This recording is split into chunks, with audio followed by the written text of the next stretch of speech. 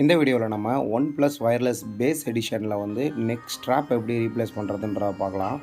இந்த நெக் பேண்டில் neck strap டோட்டலாக டேமேஜ் ஆயிடுச்சு. இந்த நெக் ஸ்ட்ராப்பில் இருக்கக்கூடிய 2 கப்ளிங்கும் டேமேஜ் ஆயிடுச்சு. இப்போது இதை ரீப்ளேஸ் பண்ணுறது எப்படின்றத பார்க்கலாம். ஃபஸ்ட்டு பிசிபியில் இருக்கக்கூடிய பேனல்ஸ் எல்லாத்தையுமே டிஸ்அசம்பிள் பண்ணிடுங்க. பண்ணிவிட்டு இப்போது கேபிளை வந்து நம்ம டீசால்டர் பண்ண போகிறோம்.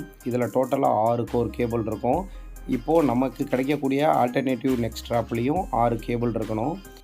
இந்த 6 டெர்மினலில் battery 3, audio line 2, hall 1. So டோட்டலாக 6 கோர் கேபிள். கலர் கோடிங்கை பொறுத்த வரைக்கும் டோட்டலாக 6 கோர் கேபிளில் பேட்ரிக்கு எப்பவும் போல் ரெட்டு ப்ளஸ் கோல்டு, அதே மாதிரி ஹால் செலெக்ஷனுக்கு வந்துட்டு பார்த்திங்கன்னா க்ரீன் ப்ளஸ் கோல்டு. அதுக்கடுத்து ஆடியோ லைன் 2 இருக்குது. இந்த ஆடியோ லைன் 2க்குமே வந்து நமக்கு பிளாக்கு க்ரீன் கொடுத்துருக்காங்க. லாஸ்ட்டாக என்டிசி லைன். இந்த என்டிசி லைனுக்கு ப்ளூ ப்ளஸ் கோல்டு கலருக்கு வந்து சூஸ் பண்ணியிருக்காங்க. நெக் ஸ்ட்ராப்பை டீசால்டர் பண்ணியாச்சு பிசிபிலேருந்து. இப்போது இந்த தான் வந்து பார்த்திங்கன்னா புது நெக் ஸ்ட்ராப்பு. இந்த நெக் ஸ்ட்ராப்பில் நமக்கு அந்த கலர் கோடிங்க்கு ஏற்றாப்பில் சால்டர் பண்ணிடலாம்.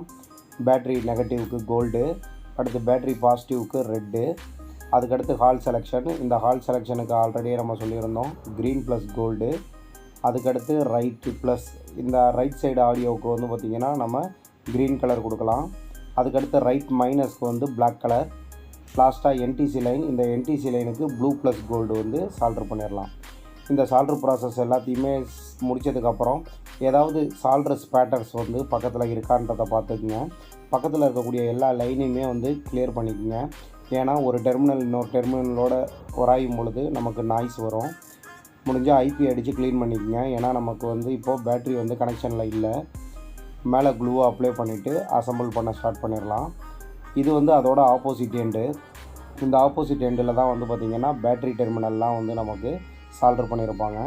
இந்த battery terminal plus hall line இது ரெண்டையுமே நம்ம வந்து சால்டர் பண்ண போகிறோம். இது வந்து பார்த்திங்கன்னா ஸ்லேவ் போர்டு. மேலே மாஸ்டர்லேருந்து ஸ்லேவுக்கு வந்துட்டு கனெக்ஷன் வரும். இந்த 6 லைனையுமே சால்டர் பண்ணிவிட்டு சார்ஜிங் ஃபங்க்ஷனை செக் பண்ணி பார்க்கணும். இன்கேஸ் டிவைஸ் சார்ஜ் ஆகலை அப்படின்னா நம்ம பண்ணியிருக்க சால்டரில் வந்து ஏதாவது ஒரு ப்ராப்ளம் இருக்கும். இந்த நெக் ஸ்ட்ராப்பு சால்டரில் வந்து பார்த்திங்கன்னா வரக்கூடிய ஒரே ஒரு ப்ராப்ளமும் சால்டர் பண்ணும்போது சின்ன சின்ன ஸ்பேட்டர்ஸ் வந்து பக்கத்தில் வந்துட்டு டெர்மினலை வந்து மெர்ஜ் பண்ணும். அது மட்டும்தான். ஸோ சால்டரிங் கிளியராக இருந்தாலே போதும். இப்போது ஸ்லேவில் இருக்கக்கூடிய பேட்ரி டெர்மினலை நம்ம சால்டர் பண்ண போகிறோம். ஸோ டோட்டலாக 6 கோர் கேபிளையும் இப்போ நம்ம சால்டர் பண்ணி முடிச்சாச்சு. இப்போ சார்ஜிங் ஃபங்க்ஷனை செக் பண்ணி பார்க்க போகிறோம். இப்போது சார்ஜிங் ஃபங்க்ஷன் செக் பண்ணுறோம். Charging function okay. இதுக்கடுத்து ஆடியோ ப்ளஸ் ஹால் சென்சார் லைனை வந்து கொடுத்து டிவைஸை கம்ப்ளீட் பண்ணலாம். தேங்க்ஸ் ஃபார் வாட்சிங் பட்டன் செட்.